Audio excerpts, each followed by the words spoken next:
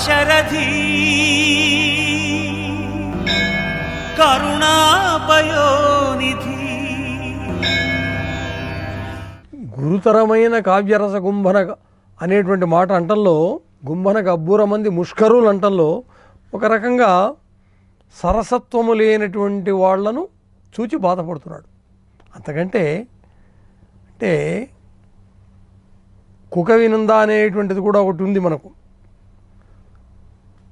అంటే సరసము అనేటువంటిది లేనప్పుడు, అంటే అందుకని అంటాను చూడు, సరసం విరసం అవుతుందని. అది వేరు, ఆ సందర్భం వేరు. రామా, అటువంటి వాళ్ళకి ఎంత చెప్పినా ఏం చెప్పినా వృధా. అందుకే నీకు నేను అంకితం ఇస్తున్నాను. ఎందుకంటే నా హృదయంలో ఉన్నటువంటి భక్తిభావం ఏందో గ్రహించగలిగినటువంటి మహాపురుషుడవు నీవు. అంతేగాని ఎవరికో ఏదో ఇస్తారు కదా అని, ఏదో వాళ్ళు కురిపిస్తారు కదా, ధనకనక వస్తువాహనాలు ఇస్తారు కదా అనేటువంటి భావన నాకు లేదు. నా హృదయం ఏంటో నీకు తెలుసు. కాబట్టి నేను నీకు ఈ విధమైనటువంటి శతకాన్ని రాసి భక్తితో అంకితమిస్తున్నాను అని చెప్పడం ఈ పద్యంలో ఉన్నటువంటి లక్షణం. తర్వాత అంటున్నాడు, ఒకవేళ నేను ఎంత గొప్పవాడినైనా, ఎంతటి పండితుడినైనా, ఎంతటి నమ్మకం నాలో నాకు ఉన్నా చెప్పలేము. ప్రమాదో ధీమతామభి అన్నట్టుగా ప్రమాదాలు దొర్లుతాయి. అందువల్ల రామా, తరణి కులేశ నా నుడులు తప్పులు గల్గిన, నీదు నామ సద్విరచితమైన కావ్యము పవిత్రముగాదే. వియన్నదీ జలం బరుగుచు వంకయైన మలినాకృతి వారిన, తన్మహత్వముంతరమే గణింపనెవ్వరికి, దాశరథి కరుణాపయోనిధి.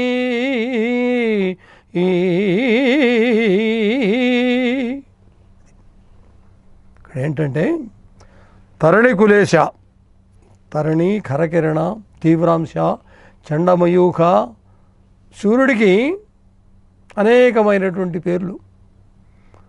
ఓ సూర్యవంశీకుడా, సూర్యవంశీకుడా కాదు, సూర్యవంశములో శ్రేష్ఠుడా, తరణి కులేశ నా నుడులు తప్పులు కలిగిన, ఒకవేళ ఏదైనా అనరాని మాట, వినరాని మాట, చెప్పరాని మాట వస్తాయి సహజంగా.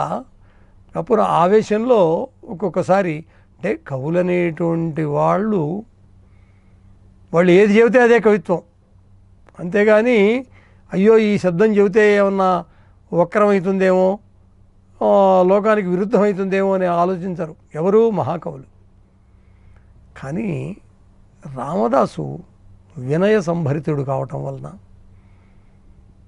దాసానుదాసుడు కావటం వలన, మహాభక్తుడు కావటం వలన అనుమానం వచ్చి తనలో దానికే, స్వామి ఒకవేళ కించిత్తు గర్వం అనేటువంటిది ప్రతివాడికి ఉంటుందండి.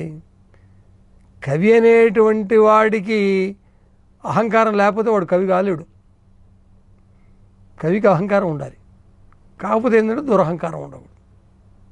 ఇప్పుడు కుర్తాళ స్వామి చాలా గొప్ప గొప్ప కథలు చెబుతూ ఉపన్యాసాలలో, ప్రవచనాలలో అహమేవ పండిత, నేనే పండితుడిని అన్నట్టెవడు. తర్వాత కొంతకాలం సంచారం చేసిన తర్వాత అహమపి పండిత, అహమపి పండిత అన్నట్టు. అంటే నేను కూడా పండితుండే. బాగా పరిణితి చెంది జ్ఞానం అనేటువంటిది కొంచెం వచ్చిన తర్వాత, అది పూర్తిగా ఇప్పుడు రాదు, నాహం పండిత అన్నాడు. అహమేవ పండిత, అహమపి పండిత, నాహం పండిత అంటే ఏమిటనమాట? మానవుడనేటువంటి, అందుకనే తిరిగి ఆడది తిరక్క మగవాడు అనేటువంటి మాట కూడా మనం చెబుతుంటాం. ఇక్కడ వినయభరితుడై రామదాసు గారు తరణి కులేశ నా నుడులు తప్పులు గల్గిన, ఒకవేళ నా నుడులలో, నా పద్యాలలో, నా మాటలలో ఏవైనా తప్పులు కనుక అయితే అది ఎలా ఉంటుందో చెప్పడం ఎంత అందంగా చెప్తున్నాడు చూడండి. ఓ శ్రేష్ఠుడు, సూర్యవంశంలో జన్మించిన వారిలో శ్రేష్ఠుడమైనటువంటి ఓ రామచంద్రమూర్తి, నేను వ్రాసిన పద్యాల్లోని శబ్దాల్లో మాటల్లో ఏదైనా గనక కించిత్తు దోషాలు గనక దొర్లి ఉంటే ఆ పద్యాలు, ఆ మాటలు, ఆ వచనాలు నీ యొక్క నామముతో రచింపబడినటువంటిది కాబట్టి ఈ శతకం నీ నామములో అన్నింట్లో నీ నామమే మరి దాశరథి కరుణాపయనధి మకుటమే కదా. నీ నామములతో నీ మకుటంతో పోని రచింపబడినటువంటి శతకం కాబట్టి అది పవిత్రమైందే కదా, పవిత్రమవుతుంది అంటాం మనం. ఇప్పుడు పూలదండ, ఆ పూల వల్ల దారానికి కూడా పరిమళం వచ్చిందిగా, మహత్వం వచ్చింది కదా, గొప్పతనం వచ్చింది కదా. దారాన్ని నిజంగా అవతల పాడేసి దారాన్ని ఇట్లా వాసన చూసినా కూడా మంచి పరిమళభరితమైనటువంటి వాసన వస్తుంది కదా. అట్లా అనమాట. నీ నామంతో రచింపబడిన కావ్యము పవిత్రమైంది కదా, అట్లే అవుతుంది అని నా భావం అని చెప్తూ, ముల్లోకాలలో ప్రవహించేటువంటి పైన ఆకాశగంగ అంట న్యాయానికి. గంగలో ఇంది మళ్ళీ పైన ఎక్కడో వియన్నది దాని పేరు. ఆకాశములో ప్రవహించేటువంటి గంగా నది నీరు తన ప్రవాహంలో ఒకచోట ఎక్కడన్నా కొంచెం వంకరగా తిరిగినప్పటికీ మరి బురద మొదలైన మాలిన్యం కలిసినప్పటికీ, ఇప్పుడు హరిద్వార్ మొదలైనటువంటి కాశీ, వ్యాసకాశీ అక్కడ చూస్తే కొంచెం ఎక్కడో మలినము కలుగుతుంది. మనం చూడండి, అబ్బా ఏమిట్రా ఇట్లా అనుకుంటాం నీళ్లు. అయినప్పటికీ దాని గొప్పతనము పోతుందా? దాని గొప్పతనాన్ని గురించి నిజంగా చెప్పడం సాధ్యమా? ఏమాత్రము దానికి భంగం కలగదు. అట్లాగే తెలిసి తెలియక నేనేదైనా ఒకవేళ నీ గణముల నీ విశేషణములు, గుణ విశేషణములను గురించి చెప్పేటప్పుడు గనక ఏదైనా చిన్న పొరపాటు గనక జరిగినట్లయితే ఆ పొరపాటుకి ఏమీ లోటు రాదు. ఎందుకంటే ఇది రామ రామ రామ అంటూ రాముడిని గురించి చెప్పేటువంటి ఈ శతకం కాబట్టి, కావ్యం కాబట్టి, ఈ రామనామానికి అంత శక్తి ఉంది. అది ఇక్కడ చెప్పదలుచుకున్నది ఏంటంటే కవి, నేను ఒకవేళ ఏదైనా తెలియని మాట మాట్లాడినా కూడా ఈ రామనామ శబ్దం వలన, రామ అనేటువంటి ఆ మాటల వలన అదంతా కొట్టకపోయి స్వచ్ఛమైనటువంటి, పవిత్రమైనటువంటి, అందమైనటువంటి కవిత్వంగా మిగిలిపోతుంది కదా. ఓ రామచంద్ర, నీకు నమస్కారం అంటున్నాడు అనమాట.